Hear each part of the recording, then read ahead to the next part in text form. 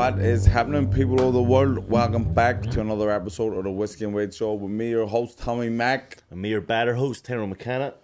And we're in association with the Garrick Bar, Belfast City Centre. Make sure you go there and check it out. Guinness, Irish whiskies. It's going to be popping off this weekend as well with a Paddy's Day weekend. Yep. They've all sorts of the match on, the football's on, the big screens. They've got dancers in, they've got singers in. The Guinness will be flowing. The Guinness is unbelievable in there anyway, but it's going to be top notch on St. Paddy's Day because it'll be flowing. Yep. I'll be down there, so you might see me. Yeah, well, we might not be down there. We have our plans, but we'll see what happens. Anyway, today we are joined by a very special guest. This man has the hopes of Belfast boxing on his shoulders, upcoming prospect, recently just signed with Hall of Fame promoter Frank Warren, undefeated, what weight do you flyweight? Flyweight, undefeated flyweight, the one and only Conor Quinn. What's happening, Conor? You're just off the back of a massive signing last week with Frank Warren. How'd that come about? I don't know, mate. Mark just told me. Mark just told me the day before my last fight. He says, "No mishaps here in this fight. You're signing with Frank Warren on Monday." Was there pressure going on that fight because you get the whole you're getting signed by Frank Warren? You're like, fuck. There's added pressure, and there's added pressure just to look good. Never mind just winning. You want to look good. There was because I knew the guy that was fighting. He was wild and he was rough and ready and. Like, I think the day before the fight, Mark was telling me, this kid, he had to catch you with a head, he can cut you, and if it goes, before 4 rounds, it could be a draw, and he says, don't be... Because things happen, like, there's been... No, easy, mate. People have been beaten by journeymen all the time, like, where you just slip, one lack of concentration in boxing, and boom. And see the way I am, mate, I don't like to know anything that's coming up, I just want that one fight, and then I'll take it after that, so, in fairness, I'm quite good at... putting it to the back of my mind, but the only reason he told me is because I was heading off to Orlando and we needed to have the flights to London and stuff at the right time, and I think he was dealing with Jessica, my partner, and she sorted the flights and stuff, and he had to sort of let me know then just so I could get packed and stuff, you know what I mean? Yeah. So are you buzzing in? They were saying with Frank Warren, it's a major promotion, Queen's very. For me, I didn't get signed my whole career, so you're already one up with me. No, listen, that's it. No, that's what you want, isn't it? You want a wee bit of security, and I've got a couple of years of that now, and you just want to kick on, and you've got the backing now, don't you? It's like all I have to do now is fight. Yeah, and you've signed at like the perfect time because Frank Warren and Eddie Hearn are doing shows out in the Middle East, Saudi and Dubai and stuff. So you're gonna get some of that Dubai money, some of that Arab money. That's it. That's exactly what you want, isn't it? And so you're in the mix to get on one of them shows. 100%. And I'd fight anyone. There's no flyweight in the world I wouldn't fight at the minute. Who is the person you want to fight? Like you obviously want to fight the best in the world, but who realistically do you want to fight by the end of this year? Well, there's a kid in Dubai. He's like the sort of poster boy over there. He's a main man, and he boxed that guy that I fought in his last fight. And did he look as good? What's his name? Sultan Al Nuwame or something like Sultan. that. So, listen, you're done. You know what I mean? And he's the poster boy out there. They want him on their home shows, won't they? And I'm Frank's only flyweight at the minute, so.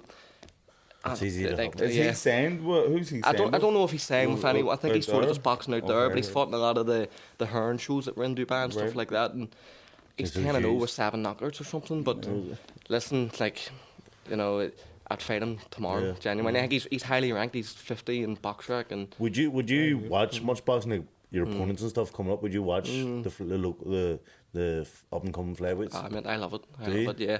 Not so much flyweights, like I watch all boxing, but I know them all. Like I know them all. I know them. There's a lot of boxing, like me included. Tommy, we're training my box, but see, I'd say that don't rarely watch. I like when I was younger and coming up, I was a big boxing fan, and I knew what was going on. But the last lot of years, I've just fell away. Yeah, I haven't got the love for it anymore. No, I love it, man. I love it. I love seeing like the ones coming up and seeing their interviews and all, and they're calling people out, and there's flyweights calling people out, and you're sort of waiting on your name popping up, like, and it never does. It never does to me. It starts to. Yeah, hopefully now. Hopefully it will now. But I think obviously because flyweight, there's not many there, is there? Like so you can be fast tracked. Is there any flyweights in Ireland that you can fight? No, there was a guy.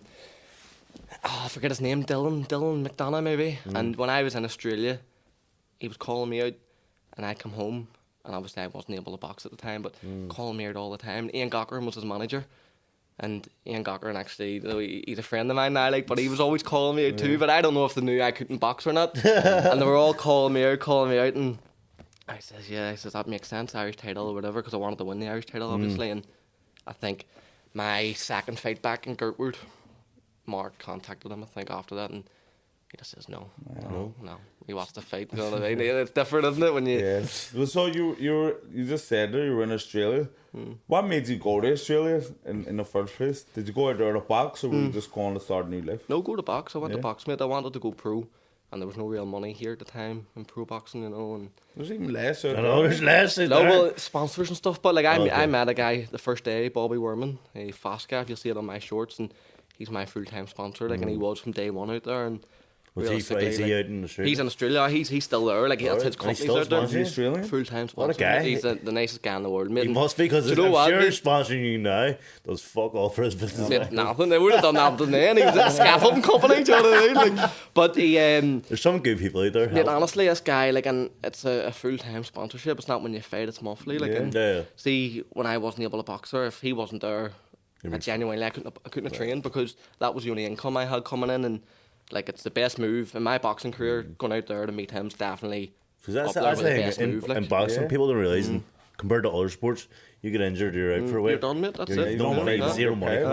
So that's the way it is. Bobby in the corner. He actually done my corner in Thailand, Bobby. But so I went out to Australia, mate. I was boxing on the Irish team, but at the time, Brendan Irvine, he was injured, so he was there for 2 years or something. But he was on the funding, so I was boxing on the Irish team. I won the under 22s. Were you been the same weight? Well, we were the same weight, so I won the under 22s and the elites. No, like 2 weeks apart or 3 weeks apart. So obviously, you know the way to do it down in Dublin. Everyone sort of, there's 1, 2s and 3s, and they all split the tournaments up. But because he was injured and I was the under 22 champion and the elite champion, I was going everywhere. So with the team, mate. So I was coming back from a tournament. Everyone was getting a couple of weeks off, and the next team was getting brought in, and I was going to that one, and then you were going away again. I started to say, like, Jesus. You hated it, did you? I hated it, mate. I genuinely hated it. The thing is, people are saying, boxers going away everywhere, but see, when you're in the Irish team, you're going to the ghettos of ghettos. You're going to the worst. The worst places. You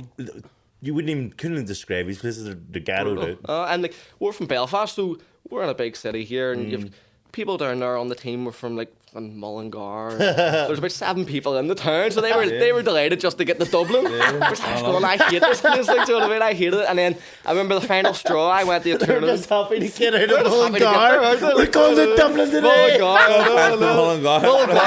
They have Nell Horn. He's Mullingar. It's him and John Jonan and about 4 others, isn't it? Like, we're going to Dublin today. That's the way it felt. And I was going, even Kurt Walker, Kurt Lisburn, like, Lisburn's not much better, you know what I mean? But, so they were all delighted to get there. He's going to have all sorts of cities after.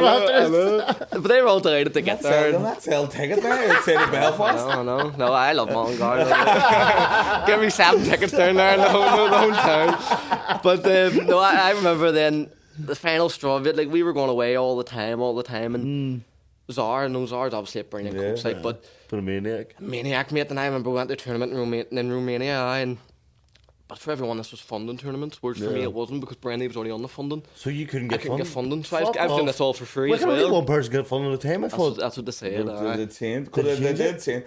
Like back in our time, because we kind of 2008 is when the explosion happened with Irish boxing after the Beijing Olympics, and then sort of to start throwing money at anyone. If you want to fight, you were going, hey, you're on the funding. Like we went on to the senior team. You could beat in the semi-final, I could beat in the final. We were getting funding straight away. It was like, well, we were getting funding because of what we've done in the youth. Yeah, but then it started after about 5 years of doing it. And then people started winning. They started getting that money back. We can't start giving money to everyone. Too much so out. It started just one boxer. That's what they were telling me. But I think Brandy, obviously, he was one of the main ones. So he was probably on full funding. I don't know. I'd like to think he was. Do you know what I mean? For what he was doing, but.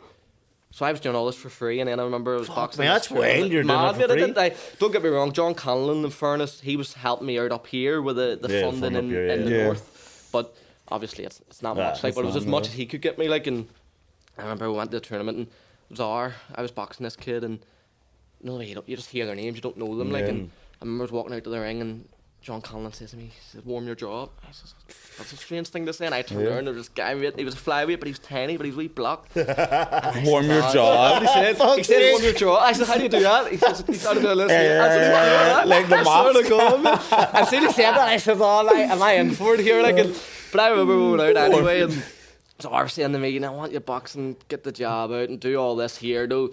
Obviously, as you would, but I was jabbing and he kept banging me with his right hand. Like, it was cutting the face of me. Luckily, the jaw was warmed up today. I remember saying to myself, like, I'm just going to get hammered here if I don't go to fight this kid. Like, and I went back to the corner, and I remember saying to John, I was like, every time I jab, he's fucking nearly knocking me out.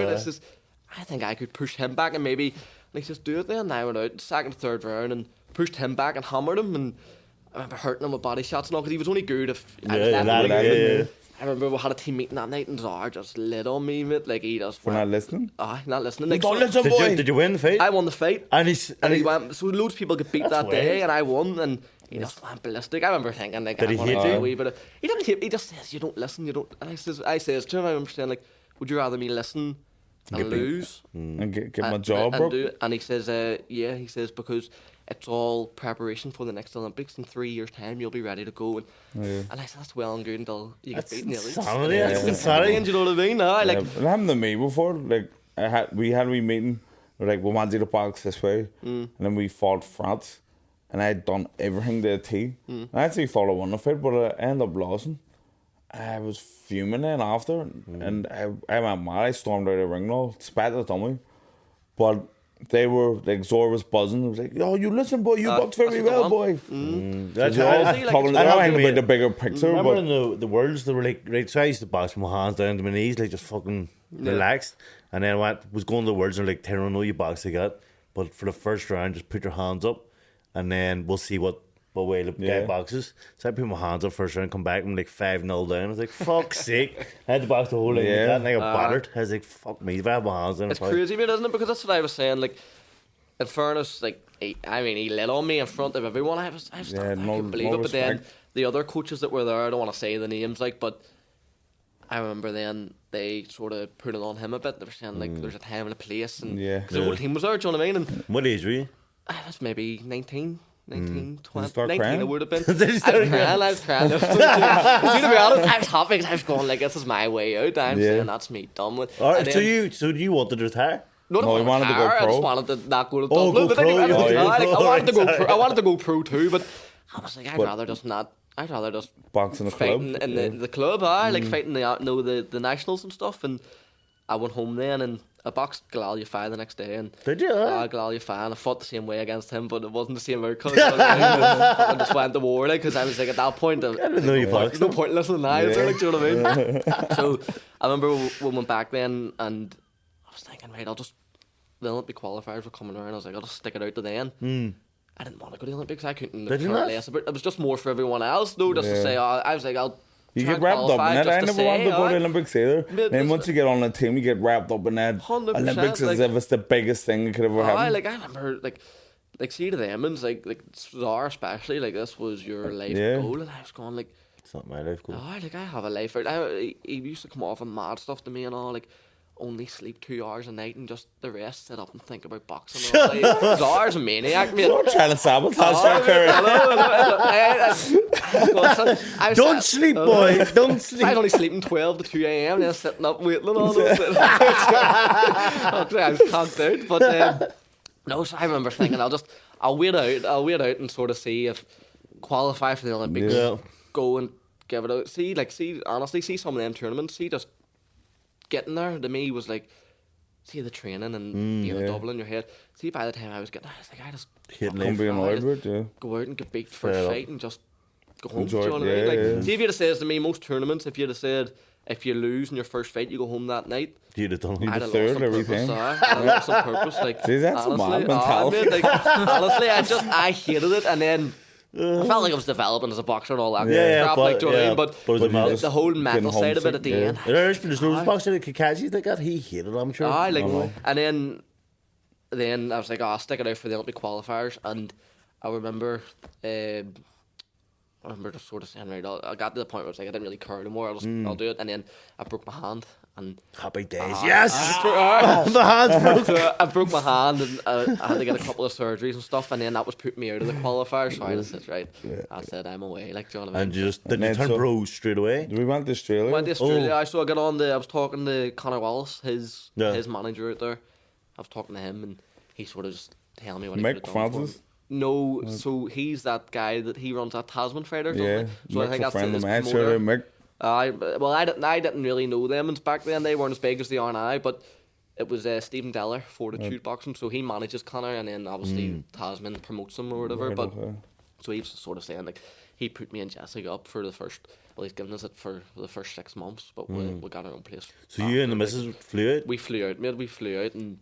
It's a big move. Big move, it was. It's a massive move. See, to be honest, were you living with your girl beforehand? No, not like between our parents' houses and all. Like, but so even that's a big move to move in with each other. So when you move in your girl, and you're in the Australia world, you can't even. See, to be honest, see, I can't even fall right. It just starts fucking down your head. Right, I know she's doing me. So that's good for you. She can't follow you. I know. Where am I gonna go? I was a bit better, especially when we were in Steve's place because I was a boxer like she. But no, so I went out there and like just sort of hit the ground running. Like I didn't go out and have a holiday or anything first. Many fights did you have over? I had one in Australia. I think I went out in November, fought in December, and then that's good. And then in Brisbane, because it gets so hot, they close down over Christmas. So did it? There's no shows or nothing on, no sports, nothing. It's roasting like it's 50 degrees. So I think like December is their last show. January, February, they have nothing, and then they go out again in March. But me and my manager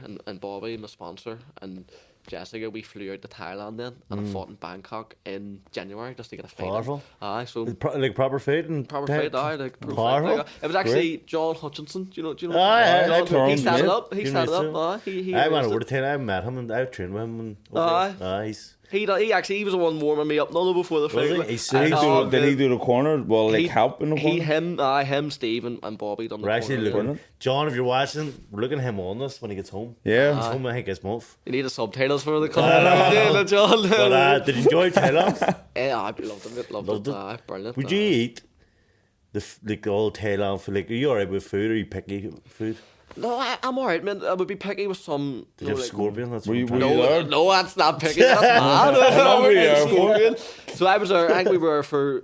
Well, I was meant to be there for 2 weeks, and I brought the wrong passport. I have 2 passports, but I brought the wrong passport, so they wouldn't let me. Are you friggin'? I know. And they're nice still criminal. They wouldn't let me leave Thailand. Hold on. We need sort of. How did you bring a wrong passport? How have you even got a wrong passport? Because I have a British and an Irish. And then my manager out there says to me, "Bring your British." He says it's easier to travel through Thailand with a British passport. Okay. Not blaming him, but so I brought the British, but see my visa for Australia, it was on the Irish. So what happened? We went out there. I fought like the second day or third day. Tried to lock you up. 2 passports. Honestly, I fought like the third day in Thailand, and then we were there for 2-week holiday. Me and Jessica, and we were just going to go home. Knew nothing of it.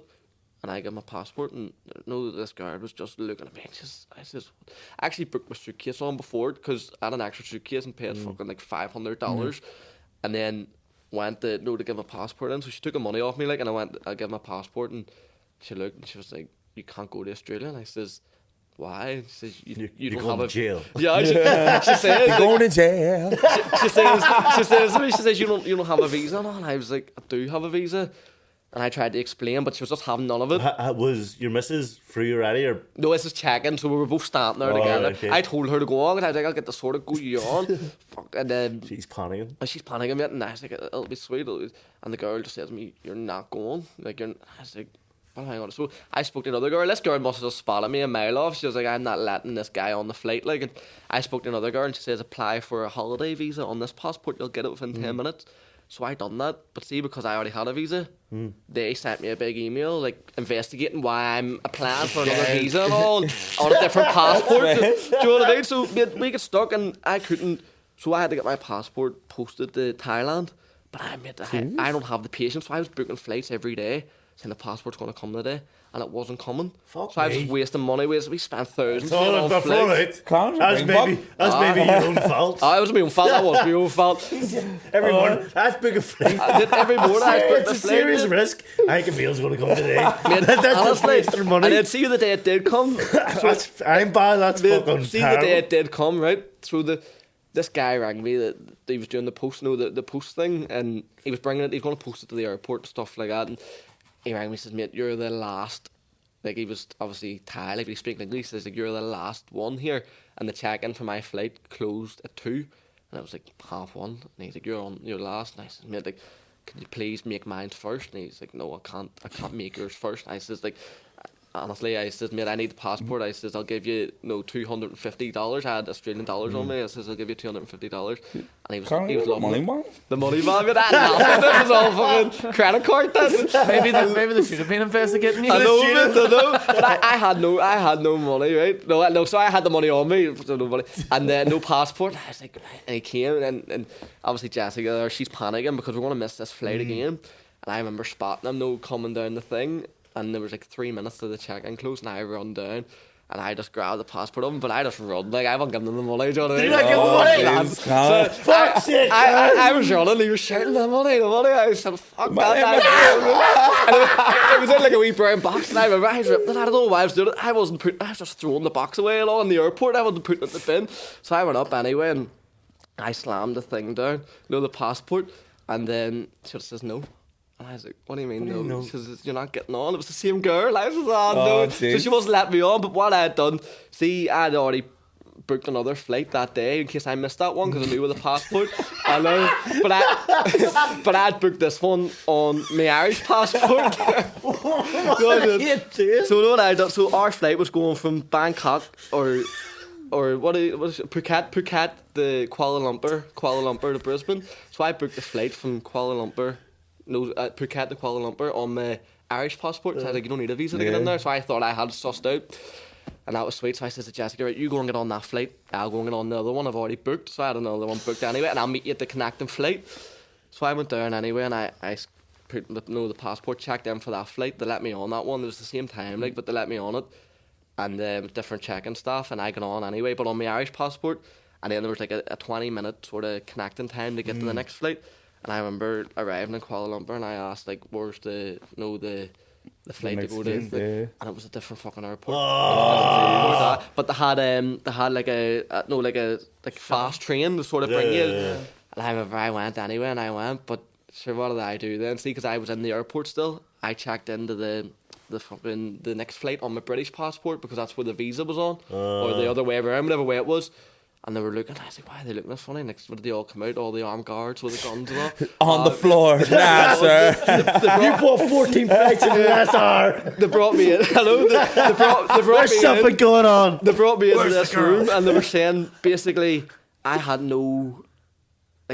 entered that airport technically because it was a different passport. Oh, right. So I was checking in. I was in the airport on one passport, checking in the other flight on another. So they brought me into this room, and no one's speaking English. And all they were going ballistic. I said, "Please, Rubber just let me gloves, come on on." the fucking It is strange, because like not most places can have 2 passports. I know. We can. Strange when you're doing one flight and one and the other, and then straight trying to explain to Indonesians that don't speak English why you done it and all.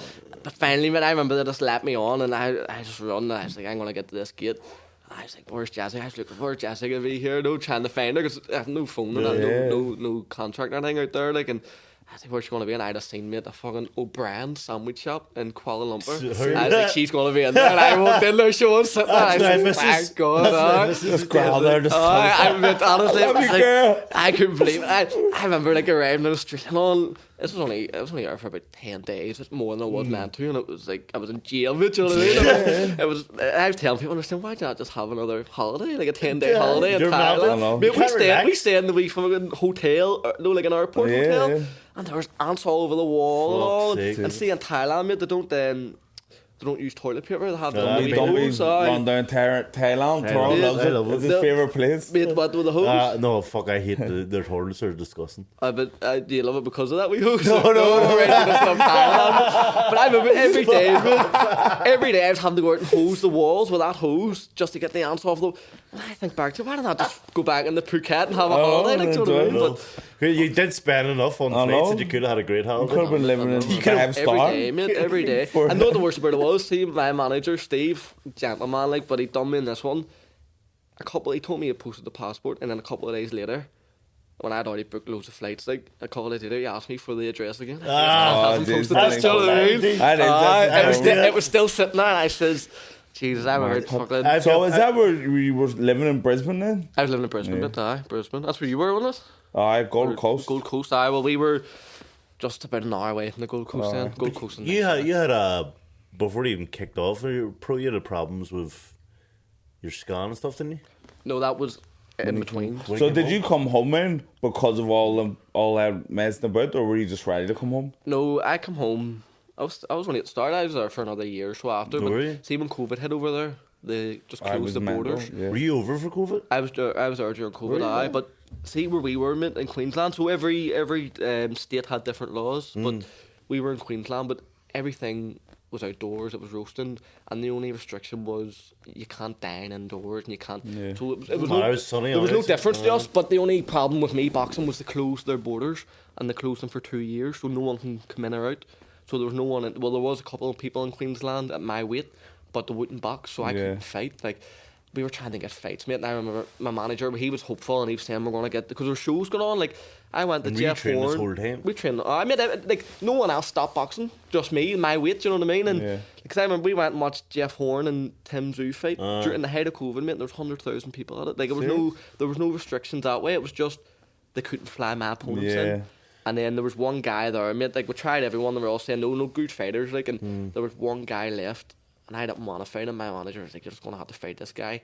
He was from Thailand, but he was living in Queensland, and he had 25 fights, 25 losses, been knocked out 23 times. Jumped to death. I says, no problem. He was a lightweight. He turned the fight down. He says, I'm not getting knocked out by a flyweight. He says, no way. So if that guy's not fighting, I was like, so I had to go home. Like, you're wasting your time. Yeah, I was training all the time, and I was getting good sparring with the Maloney's. They were my sparring partners out there. So I needed to fight, mate. So I came home then, and that's when the medicals. So what happened then? Like, I know people know you. You had problems. What were the actual problems then? So see in Australia, see the medicals. Like, I'd never done a professional boxing medical, so I done it in Australia. And you just go into this room, you talk to the doctor, and he takes your blood, and that's it. Is that it? That's it. You don't hear back. You don't even hear back from him. Like, see, when you do that, I don't think you can feel it. It's like pro boxing isn't huge out there, is it? They have their own sort of like pro boxing scene, if you know what I mean, where they all get good money and like Jeff Horn and Tim Tszyu and all them guys were getting a fortune just fighting on their home turf every time. Luke Jackson.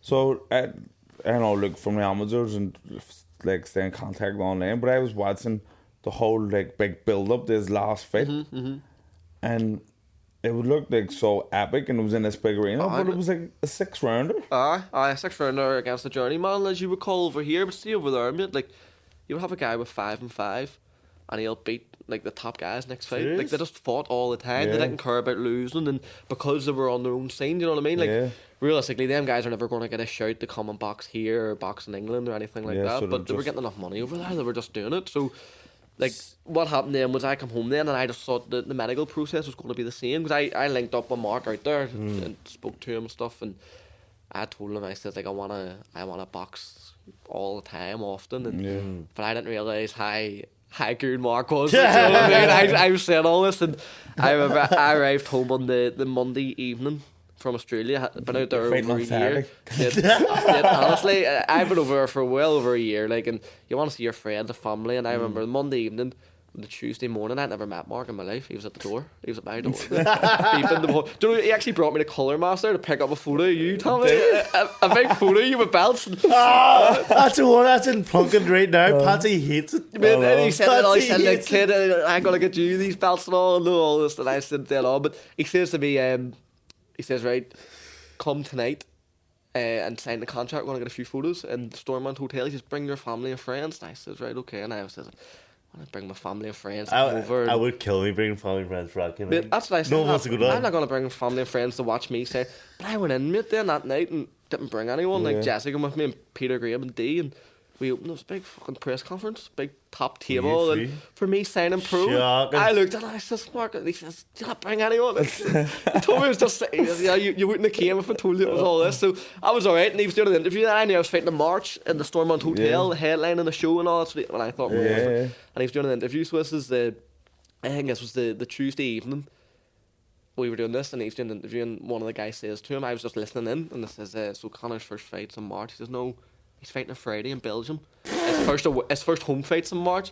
And he told me, and he looked at me and he says, is that alright, chap? I says, alright, whatever. So the next day, and I went and done all my medicals and stuff. He booked the flights, had the opponent, stuff like that. It was a good fight. The guy was giving me a hard fight and stuff like, and had everything sorted. And then were you buzzing? So did you go and have that fight in Belgium? No, I went and done the medicals the next day then.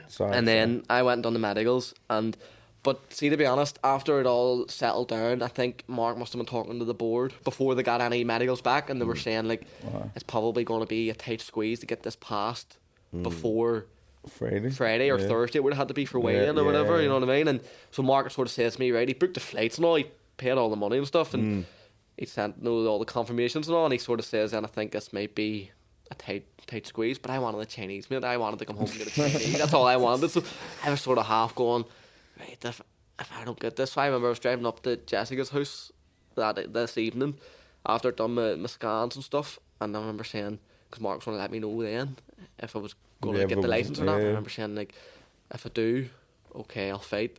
But if I don't, I'm getting the Chinese on the way. Because I'm like Irish Chinese food. That's all I wanted in Australia, do you know what I mean? Irish Chinese in Australia is different because I went the one. Before we continue, where do you get from what Chinese? Well, I get from Waka now, the drive-through one, but at the time it was in Crumlin, because Jessica she lived in Dundrod, so it was just close, do you know what I mean? But why would you I got Chinese at the garage? Yeah, what's it called? China Exfusion or something? Oh, something like that. They're all the same name. I used to get from Shanghai down beside the gym, facing Casement, but now I get from, it's up Glen Road, it's Asian Wok. Asian Wok, I heard that's great. I got one a few months ago. I got one last week out of Golden Gate. Golden Gate by name, Golden Gate by nature. It is great. Where is the Golden Gate? I think it's on the Shaw's Road. Where do you live? Across the street. Do you? Across the street. So why didn't I get from New City? Because I heard that's... Oh, mate.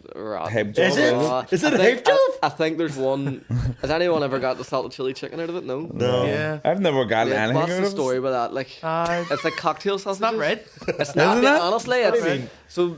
Cocktail sausages? My man and dad were getting it one night and says, me, do you want anything? And I says, get me salted chili chicken. But they always got like a beef curry. Apparently that's nice or whatever. Beef curry's great.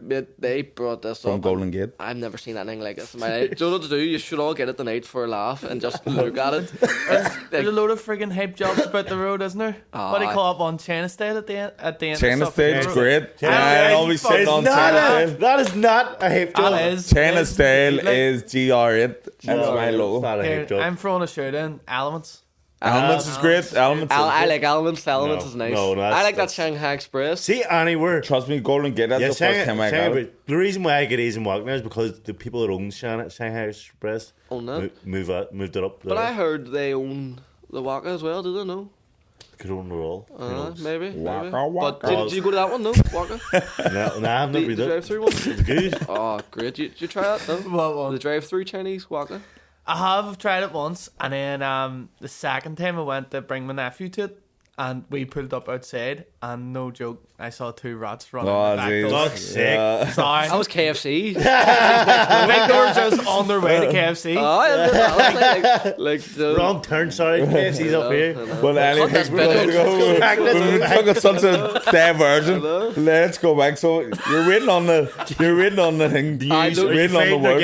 I was fighting or getting the Chinese, and Mark rang me. I was waiting on the phone call, and I got it, and he says, "Are you on your own?" And I says, "No, why? It's correct." He says, "No, I'll ring you when you're on your own." I was like, "Fuck, that's it's only going to say you're not fighting or you are. That's strange, you know what I mean? So, because Jessica's mommy and her auntie or something were in the car. Margot does that to me as well. You're on your own. You're on your own. They say, I was always something you say to her. Someone's there. But he says, he knows anyway. But he says to me, ring me when you're on your own. So I went up, I remember down there up the stairs, and I was saying to her, right, I'm going to shout down, you order the Chinese, like, if not, no. And he rang me and he says, you're not fighting. He says, something's come back in your brain scan. He says, it's serious. He says, but they won't tell me because I'm only a manager. Yeah. He says, but you're going to have to ring them in the morning. So it was obviously closed. So then I was sitting freaking out, mate. I remember Jessica come up then and she came into the room and she knew by my face, she says, what's wrong? I was panicking then. I was saying, like, am I going to make it through the night? Like, do you know what I mean? That's the way I was thinking. Have a Chinese up, mate? No, mate, honestly. So I was saying, what do you mean? And Mark, Jessica raging. She's been looking for that Chinese all week. No, Jessica going on out and getting the Chinese and we sitting in the room. But I says, like, sure you're alright, we silly this. Hello? And then I said, like, you sure you don't want any chips? See, to be honest, I think I did get a Chinese, but it'd be better when you said you wouldn't have even got a Chinese that day. But I remember then, they were just sitting up all night. And so I wondering what the crack was. Yeah. No, did you feel on it? Did you? Not until I found out. My head sore and all, you know, like, oh, Jesus, like, shaking all night. Don't be going like everything's blurry at all. But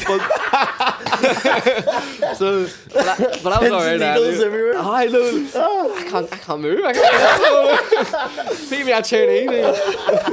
But so I was alright anyway. And the next day, then I rang Kingsbridge or whoever it was on the scan, but it was just like a radiographer sort of explaining it, and he says, like, yeah, you've taken a stroke.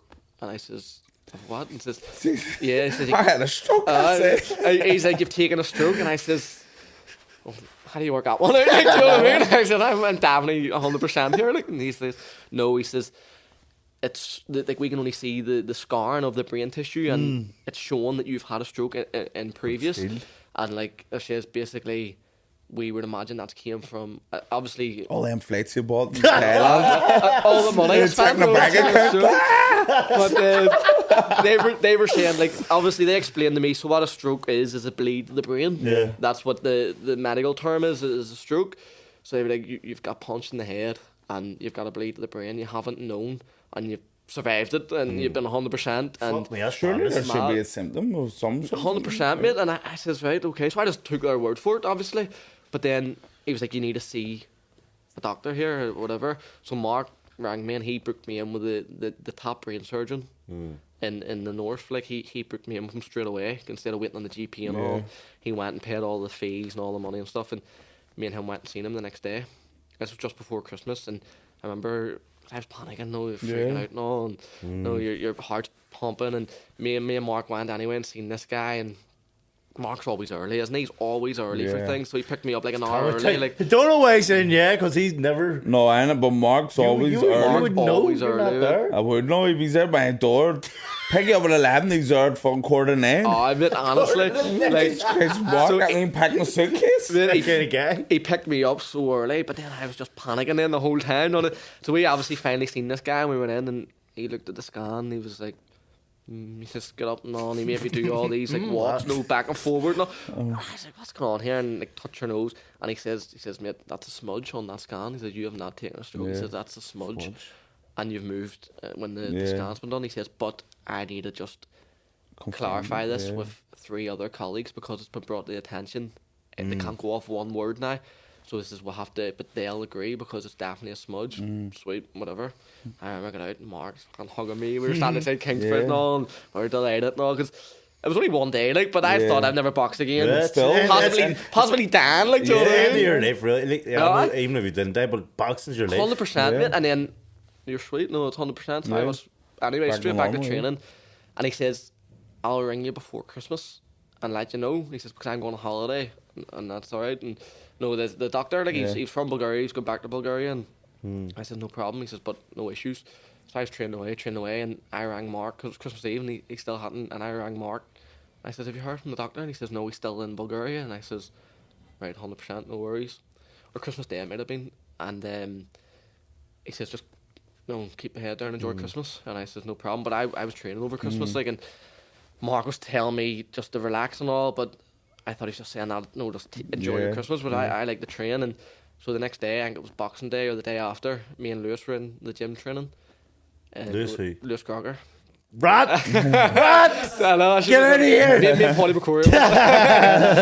Me and Lewis were in the gym training, and Mark showed up, and I was like, what's the crack here? Because I was meant to go down and train with Sean Crew after then, for S&C, and he says, can I speak to you? And I says, what's happening? He says, the doctor got back to me. He says, I didn't want to tell you on Christmas Day. He says, it's not a smudge. The first thing that said, so you've been referred to the stroke team, and you have to go and see all these, and basically, like, you can never box again, like. And I says, right, I didn't drive at the time, so my mummy was in the car, like, and I says, right, okay, and he says, right, just go home and try not to think about it and all. And I was sort of like, see, at this point, my head was a wee bit. I says to my, of course, I says, it's all over. She was dropping me to Crew, so I just dropped me to Crews, and I'll just go down and train. And I went in, I was training them, but Crew knew there was something up. And he asked me, and then we were talking, and that was all right. So did you tell him? Well, I told him, mate. I told him, like, but big Crew, I don't know what it is about him. He's the nicest guy in the world, but anything he says, anything he's ever said to me seems to happen, and it's always the maddest stuff in the world. And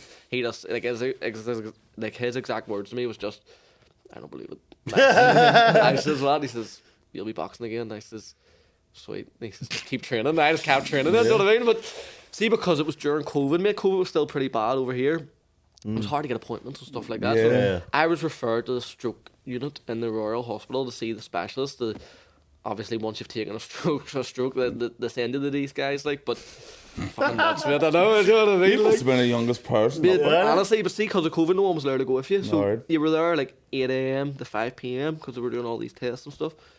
So I walked in, and like, you had a mask and all on, obviously, but all the chairs were separated because of COVID, and no one was allowed to be there, so everyone was just on their own. And I'm not joking, mate. Like, the combined age, there was about 5 people there. The combined age must have been 2005. Do you know what I mean? Like, so I was sitting there, and I was looking around, and I could see them all looking at me as if, like, this guy's at the wrong fucking, he's at the wrong place, like, do you know what I mean? I was like, damn, I'm meant to be here, like, and they were all looking at me. You know what, like, I started going there all the time then, like, to get these tests done, and like, it actually became the nurses, mate. See the way the nurses, like, you'll get some that are a bit younger, like, the nurses maybe like ranging between 20 and 40. They used to come and sit with me all day just to have a bit of crack because everyone was so old. Do you know what I mean? And I remember they used to laugh. I'm like, why are you here? And I said, like, I don't know. I was told I've taken a stroke. Like, but I remember then going in and. Do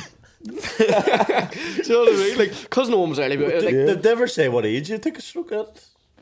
They're just like. You just took a stroke? I just took a stroke, and I remember when I That's fucked up. I went in and seen this guy, and I remember him saying, like he was one of the, he wasn't the main person, but he was one of them, like, and he was going through all symptoms, and he was like, you definitely don't have any symptoms, like, know all these movements and speaking. He says some people will think before they speak and stuff, and he says, like, it is common, more common than you think for young people to take strokes, but it's very uncommon to not have a side effect, like, and he was basically saying, he says, like, he was reading all these side effects, but I had a mask on. He was like, the only side effect left is like droopy face. He says, put your mask there and all. Like, I remember saying to myself, like, once I'm going, no, your face is a wee bit. So I pulled it down. He's like, no, like, you're definitely, this is really strange. Like, and he says, so I'm going to refer you to my colleague who is the main woman. Like, and so he referred me to her, and she was just doing all these tests, and she basically explained to me, like, there's a couple of different options. Either I've taken a stroke through a punch and it's caused a bleed to the brain, which she was like, they might think it is likely because of the boxing. She says, but there's also other things that could be, and she says, like, one of them was the blood vessels on your heart can cause it and stuff, and but then another one was you could have a hole in your heart, and whenever it's pumping blood around the body, blood can actually leak through this hole and shoot up to your brain, and it causes a stroke. But 95% of strokes under the age of 25 is caused by that. Right. So she was like, that could also be a very likely cause. So they've done all the tests, or it can be undetermined. Yeah. Says, basically, she said to me the first day, like, what do you do for a living? I said, well, I used to box, like, I want to box, do you know what I mean? And she couldn't believe it. She says, why can you not box? And I says, they told me, Just no. had a stroke there. Stupid. What she was saying, but she was like, this is my field. I'm the expert here. I determine if you can or can't, and you have shown no signs to me that you can't function like anyone else. And if it hasn't came from a punch, you're no different than anyone else, basically. So like anyone can have that and just hasn't got the scan. So they done all these tests, and they done the test, the brain scan and stuff, and she's saying there's no scarring on the brain tissue whatsoever, so it can't be a punch, because there would be scarring there. And then she's done all these different ones. She's like, no, like, says the last test to do is to see if you have a hole in your heart. She says, but you actually want the hole in your heart, because that'll be fixed and you can go back to boxing. So I remember sitting there, and they hook something up to your heart, and they're like a tube, and they get a syringe, and they shoot bubbles through it. So they shoot bubbles into it. No, you don't feel it. I'm like, I don't go shit. Syringes come out, and then they have your scan. No, like the NACO scan, so it's live, and there's two halves. So basically says bubbles should only go up to the left side. If it goes up to the right, there's a hole and it's leaking, and that's why the bubbles are getting through. So I remember the guy doing it, and I was looking over, and I could see the bubbles going through, but he can't say yes or no, so he has to give it the her and stuff, and you get.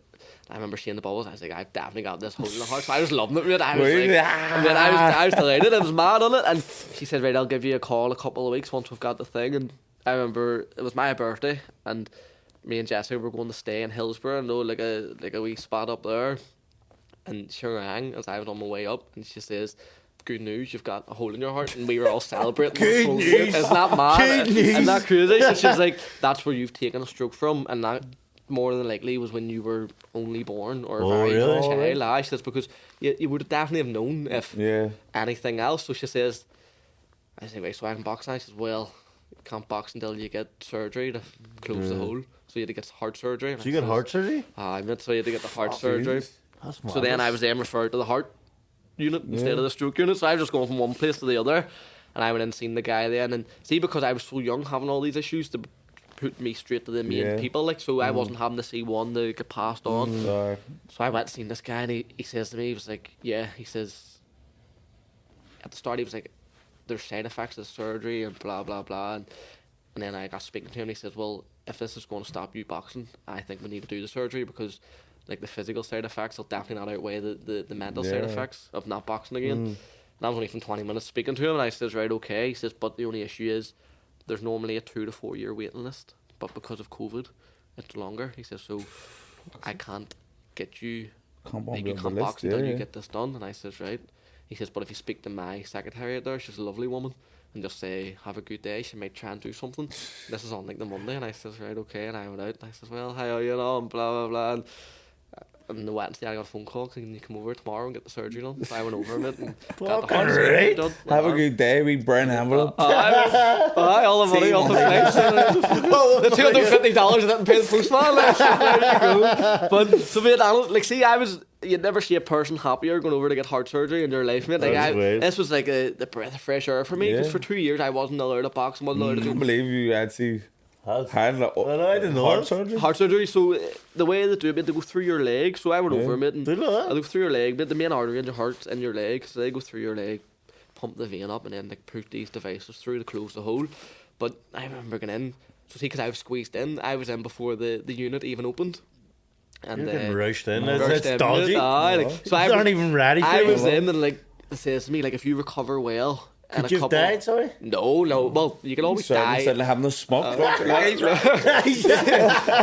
obviously when they have surgery, because you're knocked out now, aren't you? Like, things can happen, like, but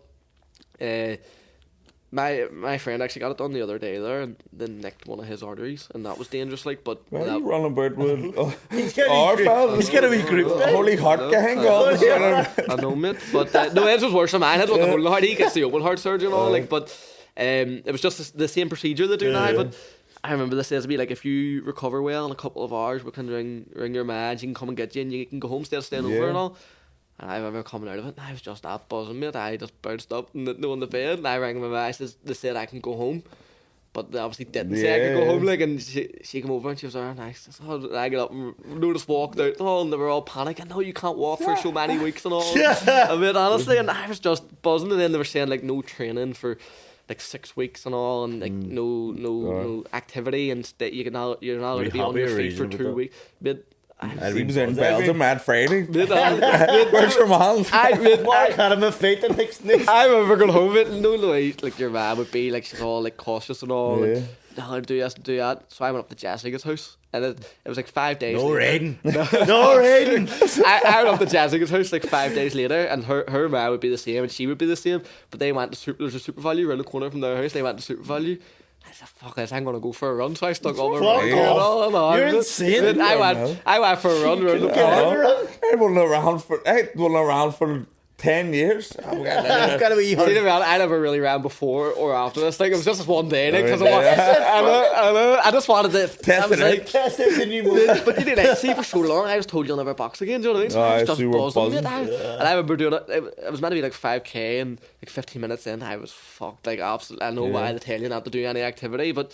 And I went home because I knew I had to get home before they came back. Where Do you know have what I an mean? orange stroke? I don't think it was more your leg, mate. Your leg was black and blue. The hole, what did it filled with?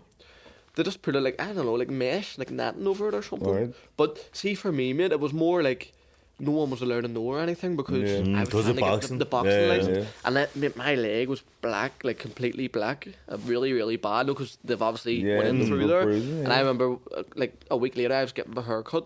And I was wearing shorts, and my barber looked at me and says, "What the fuck? What happened to your leg?" Like, and I had to act like I didn't know. I said, "Jesus, I've had a few of those where you have to pretend not what's to going on and all. He probably watched us and like Jesus. But so, I mean, I was just delighted then, and then it took a few months then, obviously, to get the right letters and stuff from the doctors to clarify that everything was all good, and then got the go ahead. Then I think on the Colin Mariaga card, Robert Smith. So are you gonna have to go through this rigmarole every year? In? No, so now they know. So see, obviously in your brain scans, they'll report normalities and abnormalities. Yeah, I have one every year. Yeah, Same so thing. mine's is actually not an abnormality no more because it's just Yeah. you know what it's like, Know mate, what it honestly, is. it's like see my hand, scar on my hand, that's what it's like on your brain. Like so I've had a scar on my hand there.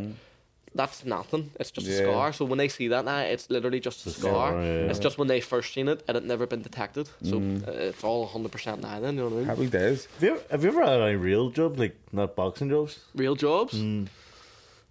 I've Never? full time, Serious? full time since I was. Fuck, so you haven't. Once you work for about a month or two, you realise how much you hate the for the rest of the Even then, like for 2 years, I wasn't boxing, I wasn't working either. Like, do you know what I mean? You were training your balls off because I was digging and going, what is going on with this guy? Do you know what it was? But mate, that's what I says. The people are like, "You're nuts." Now I said, "See, if I hadn't trained for one day, it'd been. it felt real to me. Like I'm not boxing no more." Yeah. So I probably like now I would take rest days and stuff, obviously in Yeah. camp, and which I wasn't then. Like Yeah. Monday to Sunday every day. Like, Do You were flat out like on Instagram. flat out, man. Do you prefer professional over amateur? Oh, definitely. Do you? Definitely. The training or the fighting or Everything, the training, the sparring, the fighting. Like I used to hit the amateurs, mate. Like you only got going I know. second, third round, I and know. it was over. Do you know what I mean? Even now, I like, love the long rounds in pros. even now, like I spar amateurs, like Peter Graham's son, Jamie Graham's good amateur, and Peter said to me, he's want to do 6 rounds a day and all. And You never do. see, after about 3, he's on. I said, Yeah, Peter, they he's start fucking them. staying Yeah, in. I know what I mean. See, the thing Like, is, see amateur. When you go from being pro, and then you go back to sparring amateur, you get battered. oh, mate, Like, 100%. Because They they're come out flying. You don't realise how slowed down you are until you spar amateur, and they're a million miles an hour. Like Yeah. Jesus Christ! You just But want to then- get them. But then after the third, fourth round, they start slowing up. And you That's start, the way it is, isn't it? Like, and they always jump out. That's where that's how I'll do this. My bollocks, you're standing there that 8 rounds. I've done it before. I think it was Tyrone McCulloch come up to spar. He come up to spar in Clonard, and I sparred him for 3 rounds. He hadn't even thrown a shot yet. And I bounced out. And then someone else in the club got in and he beat the fuck out of him. I know what I mean? I was away. Like, How did you come up with your ring name? I can't even say it. What is your official ring name? the Magnificent. The Magnificent. Magnificent. Yeah. I can't say that He word. can't even say Can I say magnificent. it? I've tried Well, it. try it again. Magnificent. I was close. See, You say it as a so now spell. I feel like you need to change your name so I can say it. Magnificent. Oh, change it to something else after that. No, Mark done it. Did he? See, Mark actually picked my first ring name. It was El Gato. Yeah. got it. And then Hank Catterall, stole was it. it? Catterall stole it. Catterall, aye. But the thing is, it was El Gato. El was spelled the Spanish way, and Gato was the Italian way. Sure. It's it an doesn't Italian matter. Spanish name. Different, something different. No, Something different. Someone proved me. Only said, "Why have you got an Italian and a Spanish name?" And fuck's sake, someone that knows their back, like I'm worse than people like that. Is there? Shut up, like, do you know what I mean? I wanted Tommy to be called Black. The Black Moon. Black Sure, Moon. we might see what happens. Black Moon's the best. Mark Dunlap, me and can't have the same manager. So Mark, Belgium Friday. Belgium Friday. Belgium tomorrow. What's been your toughest fight of your career so far? Do you think? Well, in the stroke. Yafai. Yafai was tough, mate. I didn't realise you fought him. I fought Yafai, and then as a pro, that wee Spanish guy I fought in the Odyssey, he was fucking tough. Yeah, he was good. As a pro, he was just really small. I couldn't, like, he's really good at tucking up. Yeah. And I heard him a couple of times the first round. I thought, I get this guy, and then he got stronger. He warmed to it. I remember thinking, so you just get tough guys. Yeah. See, when you stick on them Spicy wee small gloves for the first time compared to the amateur gloves, you're like, fuck me, 8 ounce. You don't know about 8 ounce. Wasn't no. Especially there's some mid, isn't there? Like, I put ones on and do that. The own. What do you wear? Empire. Empire? I don't know. Nothing in them. Is there not? Nothing. The class. Grant ones. I first time I Ravel. put Grant on, I was like, Jesus fuck. Ravel's a Ravel wee bit for more the win. padded though, is it? Ravel's great. You can get different kinds of Ravels. Yeah. What Shout out Russ. What is the future in the next 4 months for Conor Quinn? The Gonna be? magnificent lamp. I think just getting busy now, isn't it? Getting busy with Frank have Queensberry. any plans? Like, He says, I think, end of April, start of May, first fight for like some sort of international title or something to get a ranking. You know? Yeah. And then just sort of kick on from there because flyweight, obviously, there's not many there, but the issue is a lot of the belts are wrapped up then because of that, aren't they? Like, so it's just about. I think there's a sorta- big gulf in class where there's shit flyweights and then there's Yeah. world class. 100%. There's not a wee between us. And it's like It's kind of like strange, yours isn't as it? well. There's a golden class. When there's not, there's loads of people my weight, so there's average people like fuck, but yours are unbelievable. Yeah, And it's team all right. around. I think as well in the flyweights, you can be unbelievable one day and then your days are just gone. And, like, you don't have the same. Yeah, you Yeah. have the quickest career. Like definitely, mate. Like 100%. Like I know, even when we were speaking with Frank Warren and all there, and you're signing these long-term deals, it's more than likely the end of your career. Like, do you know what I mean? yeah. Like, so when I get to It's not 30, like heavyweights go to 40. Like I'm not going to 40. Like, do you know what I mean? Let's You're be honest, definitely like, not. I think flyweight, you're looking at about 30. About my age, about 33. 30, and that would be long enough. Yeah. It depends what, like, obviously, like if I was to go into sort of world level soon, you're probably not going to hang about for 5 or 6 years I at think world it's level, are you? good. Yeah, Good. depends You what the can get fights the world about. level. Yeah. You can get the world level quicker than most probably. But you have to have as much Do you time. feel any pressure, Conor, like with Belfast boxing? You know, the Lewis Cragger's up and coming. Everyone's getting behind him, but from the Falls, like you're from the same kind of area as Mick. You know, you're kind of having to pick up the hopes of the Falls Road boxing fans. Do you feel that pressure? Like, because everyone who supported Mick will be nice to support you as your career goes up. No, I don't. I see the thing about the Falls. Like I've noticed with the people that are supporting you, they're supporting you because they like you or they like your style or so. Like, see, as long as you're in good fights, big fights, they get behind you. I think you don't want to obviously like you don't want to be just fighting these guys and taking money off people for tickets that you know you're going to blow away. So I just want to sort of get to the point where you're having real tough fights at the high levels, and then in terms of pressure, I don't, not at all, because I think they'll get behind you no matter what, as long as you keep yourself grounded. And, do you know what I mean? And like I live 2 minutes across the street there. Like most people that go to my fights, I see the majority of them on a daily basis. You know, just driving down the road or down the road, and it's like a tight knit community, isn't it? Like, do you know what I mean? Yeah. Well, anyway, we've talked enough shit today. Hold on, right? Hold on. We've got one more thing before you go. So quick fire round, Conor. So just whatever comes to your mind. random stuff, right? So Prince Nazim or Chris Eubank, Nazim, Sugar Ray Leonard or Floyd Mayweather, Mayweather, Ali or Tyson, Ali, Tyson Fury or Anthony Joshua. AJ, Fury, Queensberry. Forgot myself there. I think Anthony Joshua is like more of a complete fighter than Tyson Fury. But I think Tyson Fury beats him because the way he boxes. The way he boxes, the styles makes sense. I like AJ, but as a person, too, I think he's a fucking... The coolest thing I've seen in a long time was when AJ knocked him out at the weekend and then just walked off like it was nothing. He's nothing and just walked off like a hero and fuck me, he's a brilliant. I love that, but you know what I mean? I'm not even a big AJ fan. I was expecting Fury to do it in Download. So obviously Dustin knew, like, that's how he should have dealt with him. Anyway, continuing on. Frampton or McGuigan? Frampton. Really? I thought you were being serious. Andy Lee or Steve Collins? Andy Lee. Yeah, 100%. Westlake or Boyzone? Westlake. Yeah. Westlake for all day. That's the easiest one you've asked me. Okay, right. Justin Bieber or Justin Timberlake? Bieber. Get out of here, man. You're young. Do you know why I haven't... Get out of here, See that man. video of Justin Timberlake circulating and Justin Timberlake's back. I've seen him dancing along, mate. That's creepy. Listen, he's young. He don't understand. The curly hair and all. Colin Farrell or Cillian Murphy? Cillian Murphy. What do you think? I like Probably go Murphy, but I like them both. yeah, I like them both. say both. Can I say both? No. There's no both. Beyonce or Taylor Swift? Beyonce. Taylor Swift all day. Are you serious? Swifty all day. Oh, Jesus. Don't just send. Don't off his head. He had a stroke. Chippy or pizza? Pizza. What pizza place, sorry? Bert's. Pizza guys. Up the street. My sponsor. Okay. Pizza guys, my You sponsor. got it in there.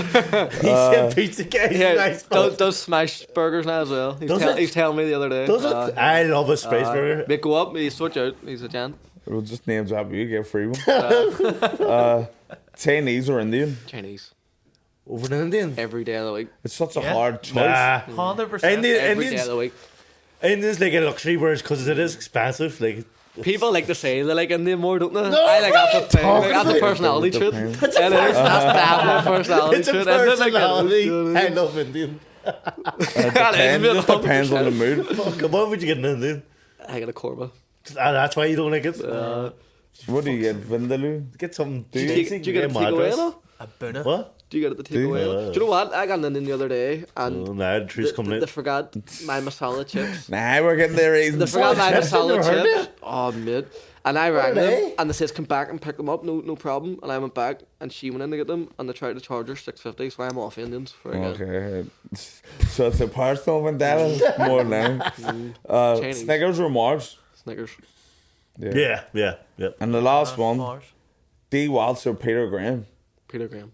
Oh, that was quick. No fault. D. Waltz. I actually seen Peter Graham the other day for the first time in ages in Butchers. I think I'm going to say for the first time. Thank you for coming on, your lads. Yes, thanks very much. And good luck in the future, the career. Yes, everyone get behind this young man. And thank you for Means tuning in, business. everyone. Subscribe, like, tell everyone about it. Get on Patreon. Conor also. Quinn will be the first world champion that's had a stroke. Fact. That's true. You know what I mean? Aye. That's cool. 100%. Anyway, tune in next week, Yes. legends. please.